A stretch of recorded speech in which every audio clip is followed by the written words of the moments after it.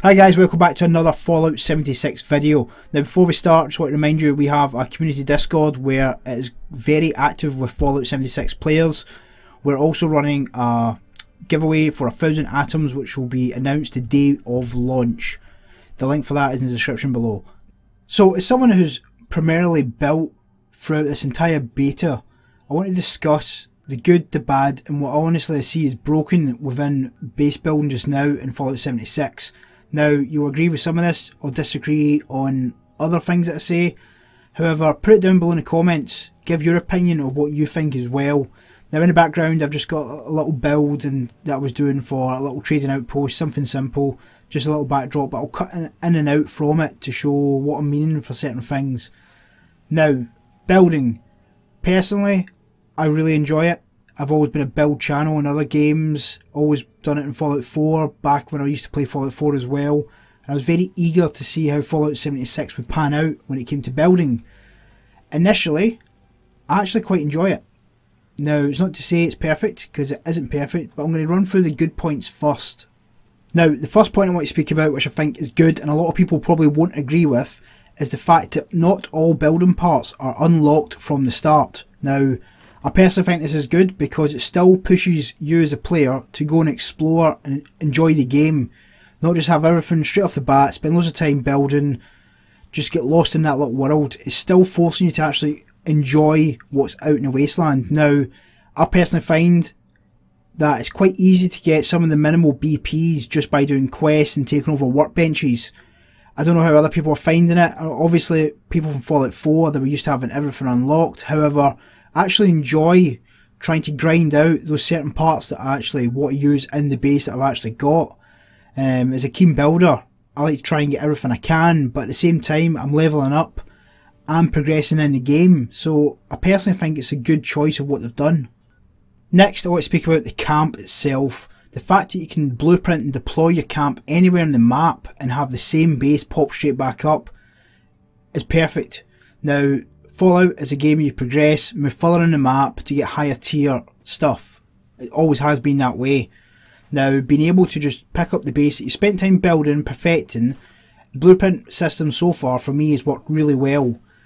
I have heard that people have had issues with it, with things not saving, but I don't think a lot of people have properly looked into how to use it. Now, it is very straightforward. I'm not going to get into how to do it now, however, in our Discord, people will be able to direct you because they use it quite a lot. Being able to move your camp at very short notice for quite a minimal cost of caps is perfect. There's nothing worse than having to rebuild your base somewhere else, drop all your walls, take them with you. Just deploying that camp was a very good idea that they've brought in, and it seems to work quite seamlessly.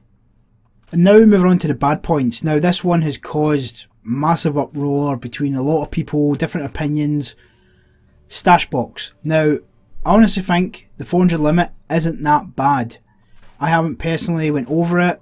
I've had a lot of stuff on me and in my stash box. It hasn't really caused me a lot of issues, but I can see for people who used to hoard stuff, yes, it will cause issues. Now, I personally think the stash should have a minimum limit, so people have the risk of losing things. However, all containers should not be attached to that stash. You should have the option to use other containers to store stuff, your less required items. The stash should only really be used for key items, stuff that you do not want to lose at all. If you've got junk that's just overspill, you should be able to put that in any container and it shouldn't affect your stash. I know why they do it. It's because they do like code link for all players, so they know when you're moving your camp and stuff, it's going to have the same inventory. I get that. However, it's not practical. Some people will have more than others. What's the point of unlocking all these different containers if you can't use them effectively because you've only got the 400 limit? So personally, I really think the containers should have individual limits for those containers. If you blueprint it, then it should save to the blueprint. That's the easiest way to do it. A lot of people have asked for unlimited stash containers. I think personally that's too much. It's pointless. It's a survival game at the end of the day, so you have to have the risk of losing things. That is how survival works. I know a lot of people who played Fallout 4 won't agree with that. However, this is the route they've chosen to take. They want to be an online survival game, and part of that aspect is the potential risk of losing items. That is how it works. So for me personally, I think the stash should maybe be 600, but allow you to use containers to store things as well, but they are not protected. The biggest disappointment for me in Fallout 76 when the building came out was no triangle foundations or floor pieces. Now in Fallout 4 I felt really limited because it was just square boxes we were able to build, and in Fallout 76 it's exactly the same. People who generally like to build, like to be creative, and we're still restricted to just a square box at the minute. Now I personally think that triangles would change the shape of how we build massively.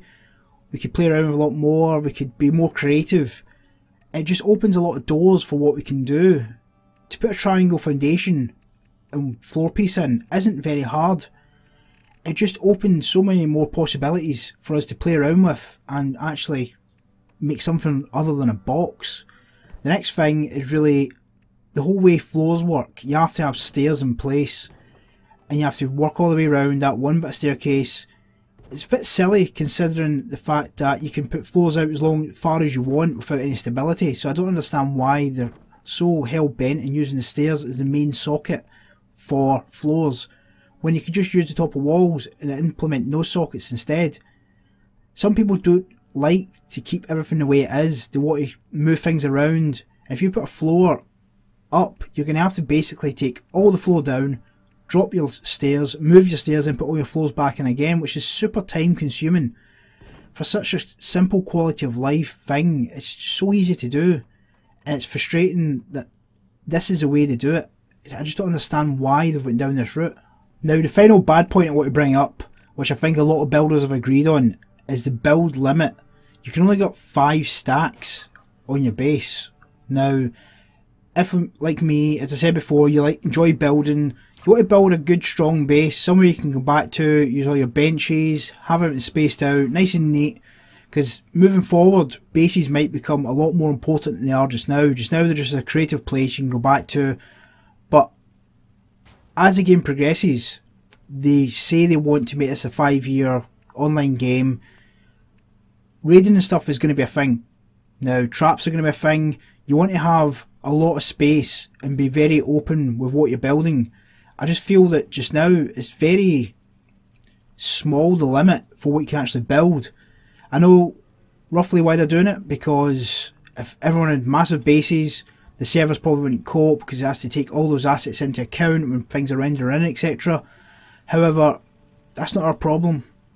We expect to be able to build as much as we can.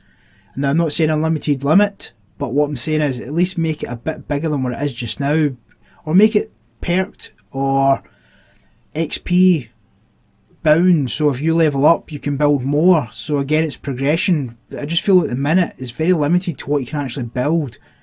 There's just not enough build limit in the game. Now moving on to the broken, there's one key element in the game which, if it's to be taken serious as a building survival game, they really need to look at, and it's socket placement. Now in yesterday's video I demonstrated this with the door glitch. Now I wasn't so bothered about the door glitch itself, it was more to try and explain how the socket placement works. I'm going to play the snippet from yesterday's video so you may recognise it, however it explains it a bit more in an easy fashion. You'll see the first picture, 2 foundations noted as red, and you have the sockets which are yellow. Okay, so when these go together, currently what is happening is both sockets from each foundation for the uprights are remaining. So you can put 2 walls against each other. However, when it works, it should look like this. When both foundations join together, there should only be 1 socket. So currently it's duplicating sockets, which is allowing you to put double walls in place. I hope that made sense. I tried to be very simple in the way I presented it. Sockets are a bit confusing because you can't do them outside walls, it's only internal walls, etc. But that's going deeper into it. Now for Fallout 76 to be the base building survival game where players can attack players' bases, etc. as it forms, which is the way I think it will progress to, I personally think just now Fallout 76 is in the baby steps of getting there. They're just introducing the Fallout 4 players to it, and it will go down that route. When modded servers come out, obviously they will be more PvP orientated. You probably won't have all the limitations that you have now, and that will probably bring in a big market of players who enjoy that emphasis of survival, being able to take other people's stuff. So for Fallout to really get to that position, they're going to have to fix that. Now, a lot of people are talking about how everything else is broken in the game, but for base building, that's probably the biggest thing that's broken just now, how socket placement is done. So guys, that is my good, bad and broken so far. Now I know this is beta, things will get sorted, sockets probably won't get sorted that quick because it means they have to redo all asset placements and that can take some time. However, they may be working in the background and they're going to flush out a whole new system of socket placements. I don't know, they haven't made it clear. I think it's the least of the priorities at the minute.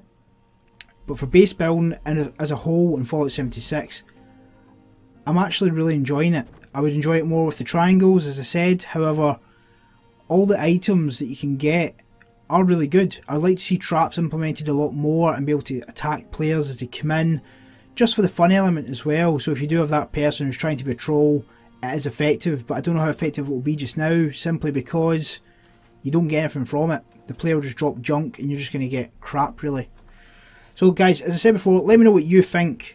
This is only my opinions. As I said, I have solely done building for the entire beta on Xbox, then onto PC. So that's why I've got these forged opinions at the minute. I spent probably 30% of the time playing the actual game and exploring just to get BPs. So it's all been building related. So I know how hard it is to get the BPs, how annoying it can be to fast travel back and forward to X, Y and Z to get to certain places to try and get the BPs as well. So as I said before, if you haven't joined Discord, the link is below. The Atom giveaway link is below as well. I'll put it as a pinned comment so you can find it quite quickly to see if you're reading through all the description. I'll have a base build out in the very near future. I'm looking for a trader outpost, all in one base. It's something that I think is needed because a lot of people say there isn't a lot of NPCs to trade with. So why don't you be that NPC? You have a lot of stuff, a very low stash limit at the minute. Let's conquer that by being able to sell stuff. So guys, thanks again and I'll catch you in the next one. I go la la la la la la la la.